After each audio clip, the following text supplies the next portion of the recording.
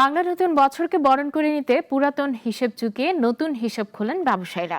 ক্রেতা ব্যবসায়ী সম্পর্কের প্রতীক হিসেবে গড়ে ওঠা হালখাতার এই প্রথাটি ধরে রেখেছেন পুরান ঢাকার তাঁতি বাজারের ব্যবসায়ীরা। ক্রেতাদের মিষ্টিমুখ করে নিমন্ত্রণ করছেন তারা। তবে তারা বলেছেন হালখাতার জৌলুস হারাতে বসেছে। বাংলা নববর্ষ মানেই রঙে রসে ভরপুর উৎসব, নতুন বছরের নতুন হিসেব নিকেশ। পহেলা বৈশাখ বা নববর্ষের সাথে সুনিবিড়ভাবে জড়িয়ে বাংলার ছোট ও মাঝারি ব্যবসায়ীদের একটি অন্যতম আবেগের জায়গা হালখাতা। পুরনো দেনা পাওনার হিসেব চুকিয়ে নতুন খাতা খোলার এই ঐতিহ্য যুগ যুগ ধরে চলে এলেও সময়ের সাথে সাথে বদলে গেছে এর রীতি।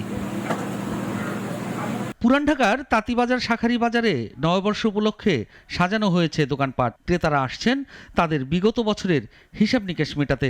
ব্যবসায়ী ক্রেতাকে মিষ্টিমুখ করাচ্ছেন। গ্রাহকরা বলছেন বাংলার ঐতিহ্য আগের মতো এখন আর প্রচলিত নেই। লাল কাপড়ের মলাটে বাধাই করা খাতায় ক্রেতা বিক্রেতার ব্যবসায়িক সম্পর্কের পরম্পরা হিসেবে এখনো রয়ে গেছে।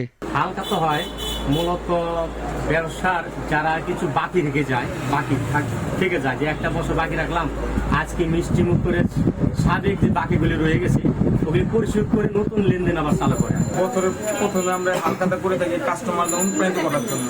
আমাদের যে বকেয়া লেনদেনগুলো থাকে, একটা কাস্টমার আমাদের থেকে যখন গোল্ড কিনে সেই ক্ষেত্রে কিছু টাকা ডিউ থাকে, অনেক ক্ষেত্রে পরিচিত ভুলে দেখা গেল 20,000 টাকার গোল্ড কিনছে, তাকে 2-4 হাজার টাকা নাই, সে বললো দাদা এই টাকাটা আমি আপনাকে 2 মাস পর বা 3 মাস পর, সেক্ষেত্রে পরিচিত হলে আমরা দিই।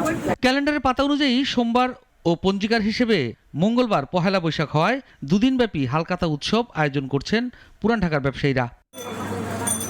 সাইফুল শাহিন, নাগরিক, ঢাকা। ওয়ালটন আবারও মিলিনিয়ার অফারে ওয়ালটন ফ্রিজ কিনে আপনিও হয়ে যেতে পারেন মিলিয়নিয়ার।